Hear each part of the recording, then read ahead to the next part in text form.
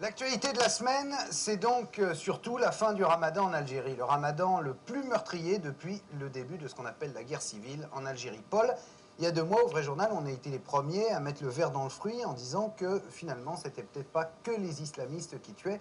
On posait la question, qui tue en Algérie? Surtout, on se demandait comment se fait-il que l'armée soit aussi impuissante quand les massacres se produisent à 200 mètres des casernes. Et c'est vrai qu'on a été parmi les premiers, après il y a eu Libé, il y a eu Canard enchaîné, on a été parmi les premiers à poser la question avec des éléments concrets. Et curieusement, depuis, on n'a plus le droit de poser la question. C'est devenu totalement obscène. tabou. Voilà, c'est un tabou. D'ailleurs, tu as vu récemment, il y a eu meeting à la mutualité, émission de télé, où on était aussi un peu, vaguement mis en cause aussi, où on disait, dire ça, c'est une question obscène.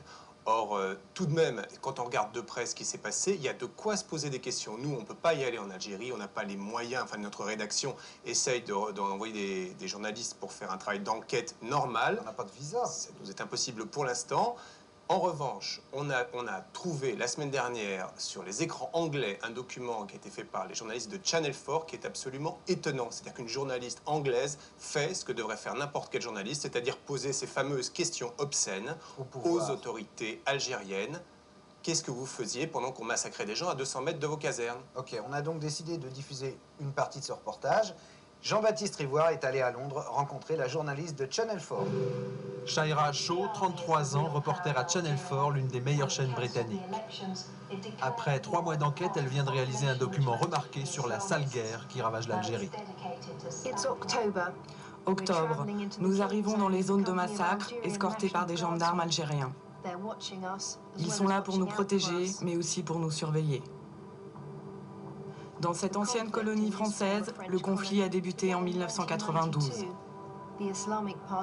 À l'époque, le Front islamique du salut était sur le point d'être élu au pouvoir, mais l'armée a annulé les élections. À partir de maintenant, notre escorte ne nous lâchera pas d'un pouce. En plus de la caméra traditionnelle, Shaira utilise un petit caméscope pour travailler loin des gendarmes. Je la mettais sur mes genoux et on interviewait les gens discrètement. Cette femme, par exemple, nous a dit qu'à Bentala, certains des assaillants portaient des uniformes de policiers.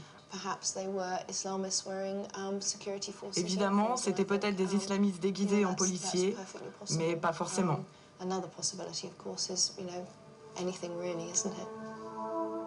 Autre découverte de Shaira, les habitants de Bentalha avaient acheté des sirènes pour prévenir l'armée en cas d'attaque terroriste. C'était une sorte de signal d'alarme pour dire aux militaires, les terroristes sont là, ils nous attaquent. Mais cette nuit-là, je ne sais pas, les militaires ne sont pas venus. On a été voir les militaires pour leur demander de nous aider, de nous protéger. Ils pouvaient entendre les tirs et les balles. Un de nous leur a dit « Ils sont en train de nous tuer ». Il a demandé aux soldats de venir nous protéger. Le militaire a répondu qu'il n'avait aucune instruction de tirer ou de tuer. Il a dit qu'il attendait les ordres.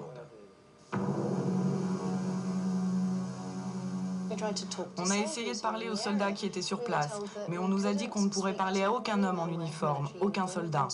On n'a même pas été autorisé à parler aux patriotes, les civils armés par le pouvoir.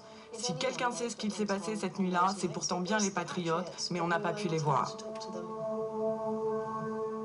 À défaut de pouvoir parler aux militaires, Shaira est orientée vers cet homme, le monsieur droit de l'homme du gouvernement algérien. A-t-il, lui, rencontré les militaires présents au moment des massacres? J'ai déjà répondu à cette question. Vous leur avez parlé donc? Je vous ai déjà... Pardonnez-moi, je n'ai pas compris votre réponse. J'ai dit que nous faisons une recherche, pas une enquête. Vous ne leur avez pas parlé? Je vous ai déjà répondu. Wallahi, c'est pas possible. I'm so sorry. Je suis... Non, stop it. Je suis très déçu par votre attitude. Dans la série Bizarre, il y a aussi le Premier ministre algérien qui va tenir à Channel 4 de drôles de propos sur les victimes des massacres. Il a insinué que les victimes étaient coupables d'avoir en quelque sorte creusé leur propre tombe. Il a dit que ces gens avaient soutenu les islamistes, qu'ils avaient vu les groupes armés mettre des bombes autour de leur village, mais qu'ils n'avaient jamais prévenu l'armée. Et que donc ce qui leur était arrivé était de leur faute. Cela m'a choqué.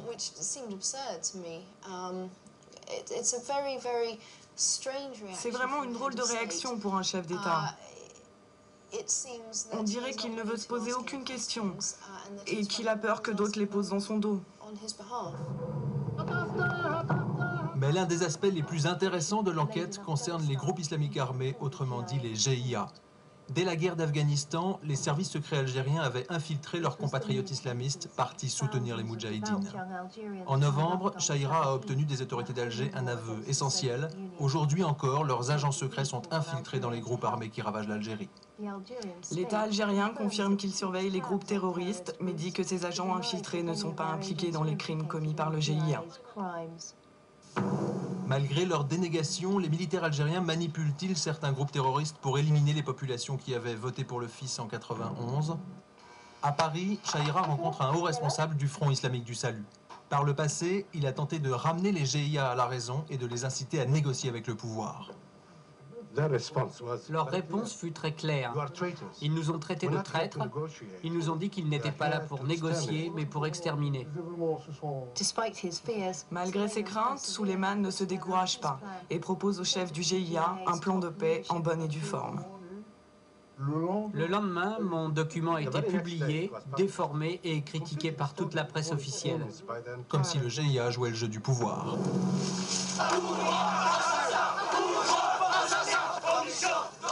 Comme ces manifestants d'Alger, Chahira est aujourd'hui convaincu que si les islamistes tuent, le pouvoir est aussi responsable de certains massacres. Pour elle, présenter tous les islamistes comme des monstres est une stratégie politique. D'une certaine façon, les islamistes en tant que monstres sont très pratiques pour les autorités au pouvoir à Alger en ce moment. Car si vous êtes le dernier rempart, le dernier mur contre un monstre diabolique, alors vous pouvez violer allègrement les droits de l'homme. Vous pouvez vous servir largement dans les revenus du gaz et du pétrole du pays. Vous pouvez vous maintenir au pouvoir et annuler les élections. Je pense qu'en France, les gens devraient se demander si, au fond, ils n'ont pas intérêt à mieux comprendre ce qui se cache derrière ce monstre islamiste. On y reviendra certainement.